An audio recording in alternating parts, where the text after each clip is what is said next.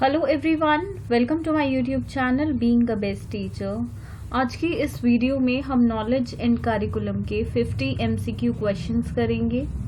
So let's begin with the questions. So question 1 is what is knowledge. देखिए, ये 20 questions जो initially हम करेंगे वो ऑलरेडी 20 क्वेश्चंस हम कवर कर चुके हैं अपनी फर्स्ट वीडियो में, लेकिन फिर से रिवाइज करेंगे 20 क्वेश्चंस एंड 21 से 50 तक हमारे न्यू क्वेश्चंस रहेंगे। तो जिन्होंने 1 से 20 तक ऑलरेडी वीडियो देख ली है तो वो 21 से स्टार्ट कर सकते हैं।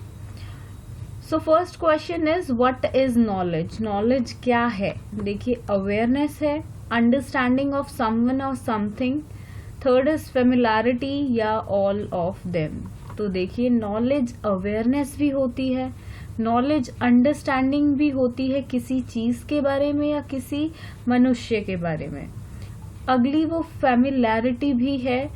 तो सभी जो है वो नॉलेज का ही बता रहा है, मीनिंग के बारे में बता रहा है कि नॉलेज है क्या। तो ऑल ऑफ देम, यहाँ पे जो ऑप्शन 4 है वो होगा हमारा करेक्ट ऑप्शन। इसके बाद आते हैं क्वेश्चन नंबर 2 पे। विच of the following is not a type of knowledge. इनमें से कौन सी एक नॉलेज की टाइप नहीं है? प्रायोरी नॉलेज होती है, पोस्टरियोरी नॉलेज होती है, टैसिट नॉलेज भी होती है, लेकिन बाइंडिंग नॉलेज कुछ नहीं होती। ये यहाँ पे इररेलेवेंट है, तो ये है आपका answer. Next is children acquire knowledge from school, parents, society, all of them. देखिए, एक बच्चे को नॉलेज उसके स्कूल से भी मिलेगी, उसके पेरेंट्स माता पिता से भी मिलेगी, और जिस सोसाइटी में, समाज में वो रहता है उससे भी बिल्कुल मिलेगी। तो option 4 all of them is your correct answer. Question 4 what is constructivism. Constructivism क्या है? ये एक अप्रोच है एजुकेशन की, या कोई टाइप है नॉलेज का, सोर्स है नॉलेज का, या इनमें से कुछ नहीं। तो कंस्ट्रक्टिविज्म एक अप्रोच होती है एजुकेशन में, शिक्षा में एक दृष्टिकोण। Question number 5 which statement is not correct. इनमें से कौन सी स्टेटमेंट करेक्ट नहीं है? Learning is active. बिल्कुल, लर्निंग एक एक्टिव क्रिया है, सक्रिय है। Then learning is constructed. देखिए, लर्निंग का जो है, सीखने का हम निर्माण करते हैं, बिल्कुल। Next is learning is reflective. अब देखिए, एक रिफ्लेक्टिव प्रोसेस है लर्निंग जो है, बिल्कुल हम सबको पता है। Next point is learning is not a life long process. देखिए, एक बच्चा बहुत अर्ली एज से लर्न करना शुरू कर देता है। जैसे ही वो माँ की कोख से निकलता है तो हम कह सकते हैं उसकी लर्निंग स्टार्ट हो जाती है। चाहे वो डेली हैबिट्स को बोल लो, कैसे इस वर्ल्ड में रहना है वो बोल लो, और ये चलती है जब तक एक इंसान की मृत्यु नहीं हो जाती है। हर दिन कुछ सीखा जाता है, तो हर चीज में कुछ ना कुछ सीखा जाता है। तो लर्निंग जो है वो लाइफ लॉन्ग प्रोसेस है। तो ये स्टेटमेंट यहाँ पे 4th वाली करेक्ट नहीं है, और यही है आपका answer. Next is question number 6 information is static in nature. Information is combined of data and context. Next is the transfer of information is easy through different means, that is verbal or non-verbal signals. तो यहाँ पे first, second, third तीनों ही आपका information क्या है उसको बता रहे हैं। तो आंसर होगा आपका option 4 all of them. Next is question 7 knowledge through senses means. देखिए, इस क्वेश्चन को थोड़ा सा मैंने बदला है, बिकॉज पहले जो ऑप्शन 4 था उसमें माउथ ऑप्शन था, तो उसमें बहुतों को ईटिंग ऑप्शन था बेसिकली। तो बहुत स्टूडेंट्स को यहाँ पे डिफिकल्टी हो गई थी, क्योंकि सेकेंड और फोर्थ ऑप्शन काफी सिमिलर हो गया था। तो लेट्स रिमूव दैट। इतने देखिए कॉम्प्लिकेटेड क्वेश्चंस एग्जाम में भी आपको नहीं मिलेंगे। So I have removed that and now the correct option is बिल्कुल बिना किसी डाउट के टेस्टिंग, ऑल ऑफ दीज आपका रहेगा। नॉलेज थ्रू सेंसेस मीन्स ये तीनों है, सीइंग भी है, टेस्टिंग भी है, स्मेलिंग भी है। तो यहाँ पे तीनों से ही हम क्या कर रहे हैं, तीनों के माध्यम से ही हमें नॉलेज मिल रही है। ठीक है, तो उस क्वेश्चन में पहले कुछ गड़बड़ थी तो उसको करेक्ट कर लिया गया है यहाँ पे। Now you can see this question. Senses हम सबको पता है 5 सेंस ऑर्गन्स है, तो वही 5 सेंस ऑर्गन्स कोई भी आपको ऑप्शन में मिल सकते हैं नॉलेज थ्रू सेंसेस के मीनिंग में, कि क्या मतलब होता है नॉलेज थ्रू सेंसेस का। तो आई थिंक अब आपको ये अच्छे से समझ आ गया होगा। Next is what are curriculum activities? Why curriculum activities are used in teaching? क्यों हम curriculum में activities को include करते हैं? Make teaching easy. Next is to make teaching interesting, easy to understand and effective. To make teaching attractive, to assist the teacher. Third और fourth option देखिए negative हैं, ये हो ही नहीं सकते हैं। रही बात ऑप्शन 1 और 2 की। फर्स्ट ऑप्शन है कि टीचिंग इजी हो जाए। देखिए टीचिंग इजी हो जाती है बहुत चीजों से, बिल्कुल एक्टिविटीज से भी हो सकती है, परंतु सबसे ज्यादा जो मेन मोटिव है कि करिकुलम एक्टिविटीज में जो है, हम करिकुलम में एक्टिविटीज को क्यों इंक्लूड करते हैं, तो मेन रीजन ये है कि बच्चों को इंटरेस्ट आए, समझने में उनको आसानी हो और लर्निंग उनकी इफेक्टिव हो, कुछ ना कुछ असर प्रभावी उनके लिए हो। तो यहाँ पे मेन जो हमारा करिकुलम में एक्टिविटीज डालने का मोटिव होता है वो है ऑप्शन 2। तो यही है आपका answer. Next is question number 9। What is the goal of education according to idealism? Idealism के अकॉर्डिंग क्या गोल है आपके एजुकेशन का? देखिए idealism is always related to moral values and these kind of stuff. तो यहाँ पे सेकंड ऑप्शन में ये है realisation of moral values, and यही आपका आंसर है। यहाँ पे आइडियलिज्म, प्रैग्मेटिज्म और आपका one more is there realism. तो यहाँ पे इन तीनों का मीनिंग आपको बिल्कुल क्लियर कट पता होना चाहिए। तीनों पे आपको नंबर ऑफ क्वेश्चंस देखने को डेफिनेटली अपने एग्जाम में मिलेंगे। Then next question is question number 10। Which philosophy of education considers psychology as an incomplete study and an inadequate basis of education theory? Realism, pragmatism, idealism, naturalism. The answer is idealism, and this is the basically definition of idealism can be framed out of this. The question is basically which philosophy of education considers psychology as an incomplete study, adhuri study, and an inadequate basis of educational theory. Now coming to next question, we have in series question number 11. Which of the following characteristics is common to pragmatism, naturalism and existentialism? तो इन सभी के बारे में देखिए आपको पता होना चाहिए, प्लस आइडियलिज्म के बारे में भी 4 है ये टोटल। एग्जैक्ट डेफिनेशंस एंड थोड़ी सी डिटेल स्टडी, बिकॉज इस पे आपको नंबर ऑफ क्वेश्चंस देखने को मिलेंगे। First is emphasis on spiritual aims of education. Next is emphasis on the individual. Third is emphasis on physical environment. And the last one is emphasizes on value education. And the correct option is emphasizes on the individual. तो ये आपका common है कि individual focus रहता है, emphasise उसी पे रहता है, प्रैग्मेटिज्म का भी, नेचुरलिज्म का भी एंड एक्सटेंटिलिज्म का भी। Next question in the series is who was the 19th century founder of existentialism? And the name directly हम याद करेंगे बिना किसी कंफ्यूजन के। तो second option is correct here, Soren Kierkegaard. तो ये आपका करेक्ट ऑप्शन है यहाँ पे।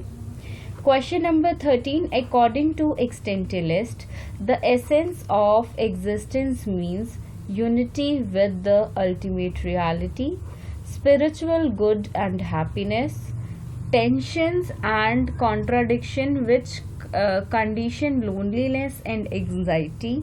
The last is continuous growth and development. And the correct option is option 3, tensions and contradiction which condition loneliness and anxiety. Next, question number 14. All experiences of the children from whom school assumes responsibility is curricular activities, co-curricular activities, school program or curriculum. And the correct option is curriculum. देखिए curriculum में already आपकी first, second and third चीज़ें जो हैं वो included है, चाहे वो हम करिकुलर एक्टिविटीज़ की बात करें या को करिकुलर एक्टिविटीज़ की बात करें या कोई स्कूल प्रोग्राम की, तो वो सब करिकुलम का ही पार्ट है. Coming to next question, question number 15. Curriculum is course, syllabus, co-curricular activities, overall activities of the institution. देखिए ओवरऑल एक्टिविटीज़ में कोर्स भी आ गया, सिलेबस भी आ गया, को करिकुलर एक्टिविटीज़ भी आ गई एंड करिकुलम में सब कुछ है जो भी एक स्कूल में या इंस्टीट्यूशन में कोई भी क्रिया टेक प्लेस करती है. तो option 4 is your correct option. Next is question number 16. Important factors of curriculum is to help achieve the education objectives, values, job. And the correct option is objectives. देखिए जो objectives set किए गए हैं उनको achieve करना is the basic important factor of the curriculum. Coming to next question, question number 17. Which of the following is the nature of curriculum? First is critical, next is creative, third is conservative and fourth is all of them या all of above, कुछ भी बोल सकते हैं. तो देखिए curriculum का nature आपका क्रिटिकल भी है, क्रिएटिव भी है, कंजर्वेटिव भी है. So option 4 all of the above is your correct answer. Coming to question number 18. Which domain of objectives is not being evaluated through our present system of examination? Affective, cognitive, psychomotor या none of these? And the answer is affective. देखिए affective domain के लिए वो एक अंदरूनी बच्चे ने कितना जाना कितना नहीं, उस सब के लिए एक ऑब्जर्वेशन की ज़रूरत होती है. किसी एग्ज़ाम प्रणाली से, पेन पेपर टेस्ट से, ओरल टेस्ट से इतना वो नहीं जाना जा सकता है. एंड करेक्ट आपकी जो सिस्टम एग्जामिनेशन है वो है pen paper test. Next is question 19. Syllabus is a part of curriculum, classroom, activities या सोसाइटी? सिलेबस करिकुलम का पार्ट होता है एंड वो बेस्ड होता है एक सोसाइटी के कल्चर पे. So the correct option is option 1, curriculum.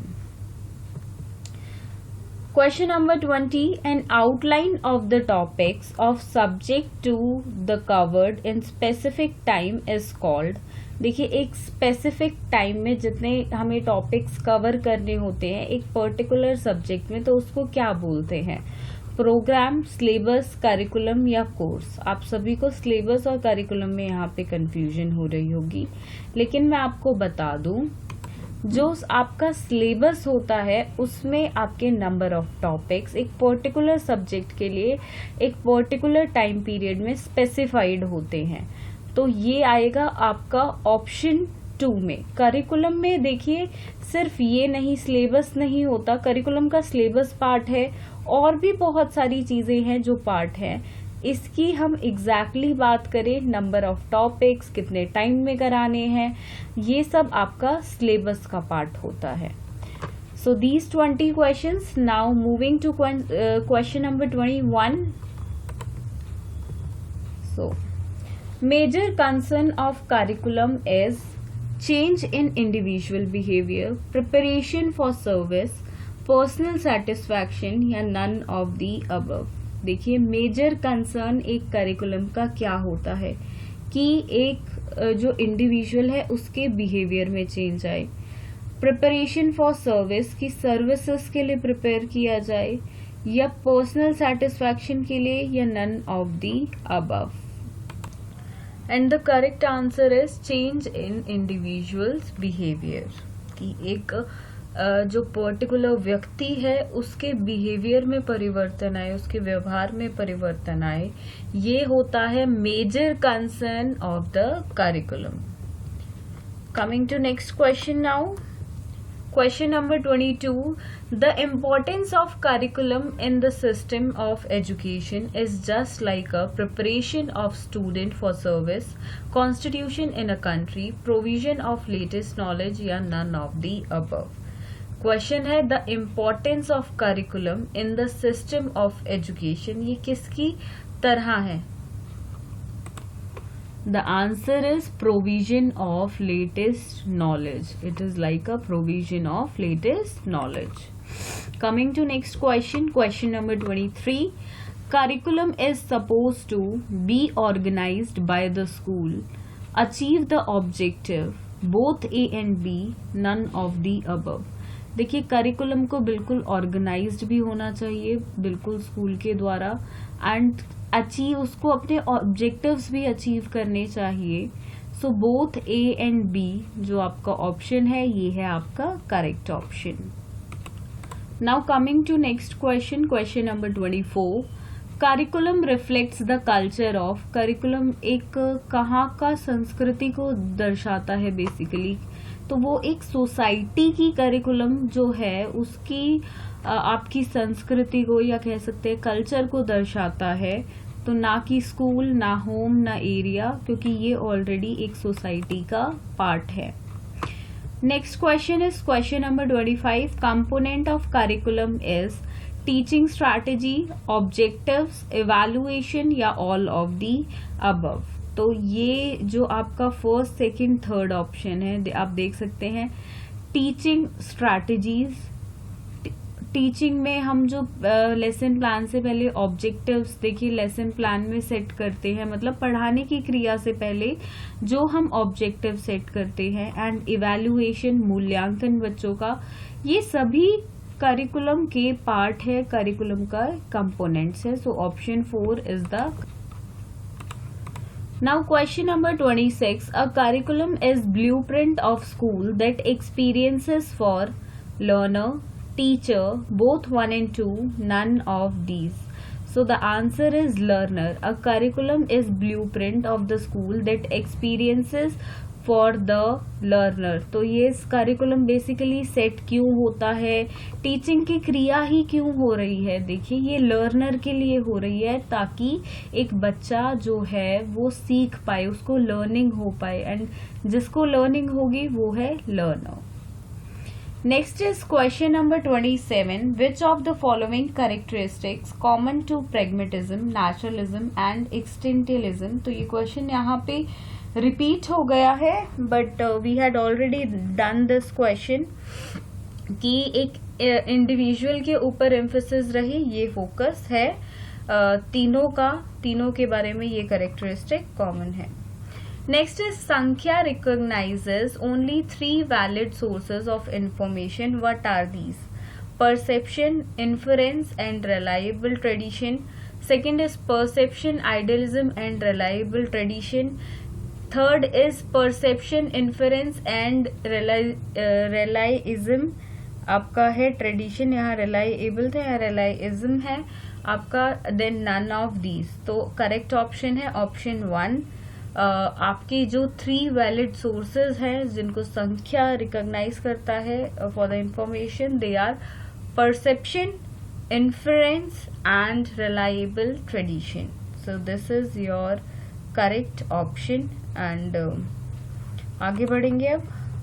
Question number 29. The word संख्या is derived from which word. तो किस वर्ड से संख्या वर्ड डेराइव हुआ है? देखिए ऑप्शन 1 यहाँ पे करेक्ट है, इसमें कोई कंफ्यूजन मैं आपको क्रिएट नहीं करना चाहती हूँ, इसलिए डायरेक्ट आंसर पे आएंगे, उसी को डिस्कस करेंगे. संस्कृत नाउन है संख्या, जिसको आप मैथमेटिक्स में आपने बिल्कुल सुना होगा, नंबर बोलते हैं.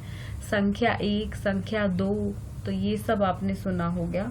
तो संख्या वर्ड वहीं से डेरिवेशन है, बेस्ड है बेसिकली उस पे. ऑन द वर्बल रूट खया, make noun name with the preverb सम टुगेदर. तो ये है इसका एग्जैक्ट जहां से ये डेराइव हुआ है. 2, 3 और 4 ऑप्शन आपके इनकरेक्ट हैं, तो option 1 is your correct answer. Coming to next question now. Question number 30. What is the meaning of perception in Samkhya? देखिए संख्या में परसेप्शन का क्या मतलब है. First is sensible qualities such as colour and sound which mediate cognition of the element such as earth and water. And यही है आपका answer. बाकी सबको हम डिस्कस नहीं कर रहे हैं, एक बार देख लेते हैं फिर भी. It is reliable and supplies most of the practical information needed in everyday life. Both 1 and 2, none of these. So option 1 यहाँ पे आपका करेक्ट ऑप्शन है, जो आपका एग्जैक्टली संख्या के अंदर जो परसेप्शन है उसका मीनिंग है. Next coming to question number 31. The theory of knowledge especially with regard to its methods, validity and scope, and the distinction between justified belief and opinion is called what? So is called epistemology. ये directly आपकी definition है epistemology की. Now next question. What is the means of valid knowledge? Valid knowledge का means क्या है? Validation है, pervious है, proof है, नन ऑफ दीज है. देखिए वैलिड नॉलेज पूछा है तो वैलिडेशन बिल्कुल आप ना माने कि आपको लगे कि वर्ड सिमिलर है तो यही है. इसका करेक्ट आंसर है proof. For a valid knowledge we need a proof. So वो ही है means of valid knowledge, that is proof. Coming to next question, question number 34. Which of the following is not among the 6 schools of Hindu philosophy? Samkhya, Vedanta, Skepticism या योगा. तो scepticism जो है वो आपका school नहीं है हिंदी फिलॉसफी का. अगला है which of the following statement is true about Advaita Vedanta? Advaita Vedanta is very important. इसको एक बार जरूर पढ़े आप. So यहाँ पे है Advaita Vedanta is the most famous school of Vedanta. बिल्कुल ये बहुत important and famous school है वेदांता का. Next is Advaita Vedanta was favored by Hindu modernist like Vivekananda and Radha Krishna. तो बिल्कुल इन दोनों के द्वारा किया गया था फेवर अद्वैता वेदांता को. तो both statement 1 and 2 are true. तो ये थर्ड ऑप्शन आपका आंसर है. Coming to next question, question number 36. What are the sub schools of Vedanta philosophy? Dvaita, यहाँ पे थोड़ी सी स्पेलिंग मिस्टेक है, द्वैता, देन शुद्ध अवैता, देन अद्वैता या ऑल ऑफ देम. तो तीनों ही हैं सब स्कूल्स वेदांता की, तो ऑल ऑफ देम यहाँ पे आपका करेक्ट ऑप्शन है. तो ऑल ऑफ देम यहाँ पे आपका करेक्ट ऑप्शन है. Now coming to next question, question number 37. Dvaita Vedanta was propounded by whom? First is Madhvacharya, second is Radha Krishna, third is Vivekanand, fourth is Uttam. So correct option है Madhvacharya. Next is what does Bheda Bheda Vedanta teaches? Individual self is both different and non-different from the ultimate reality known as Brahman. तो यही है, यही सिखाता है Bhedabheda Vedanta. Coming to question number 39. Shuddhadvaita Vedanta was founded by whom? Ramanujam, Vallabha, Madhvacharya या Nathamuni. So it was founded by Vallabha. So correct option is option 2. Next question is all schools of Vedanta believes that Vedanta is the pursuit of knowledge into the Brahman and the Atman, Atma basically. Next is belief in rebirth and the desirability of release from the cycle of rebirth, that is moksha. Third is the self is the agent of its own acts, karma, and the recipients of the consequences of these actions or all of these. तो तीनों ही है, first second three जो है आपके beliefs. So option 4 यहाँ पे आपका correct option है. Next is who among the following is not a teacher of Vedantic. Bhaskar भी है, रामानुजम भी है, आपके देखिए निम्बरका भी है, तो ये सभी हैं. तो हम बोल सकते हैं नॉट हटा देंगे यहाँ पे क्वेश्चन में से, क्वेश्चन ठीक नहीं है वरना. Who among the following is a teacher of Vedantic, तो सभी है, all of them. Now the question is correct.